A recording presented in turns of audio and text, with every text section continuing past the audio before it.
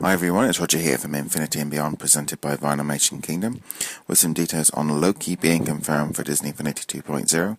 We found out about this earlier this week, but now we can add it to confirmed because during the San Diego Comic-Con, JV actually brought out a magazine with a look at the actual figure from Loki, confirming that he is coming. And he also announced that there will be 2 more Marvel characters announced during the Marvel panel on Saturday at San Diego Comic-Con, which are expected to be Green Goblin and Ronan, which are all 3 of the villains from the free play sets. So remember to subscribe to the channel, check us out on our Facebook group, and check us out at VinylmationKingdom.com. But Loki has been confirmed for Disney Infinity 2.0.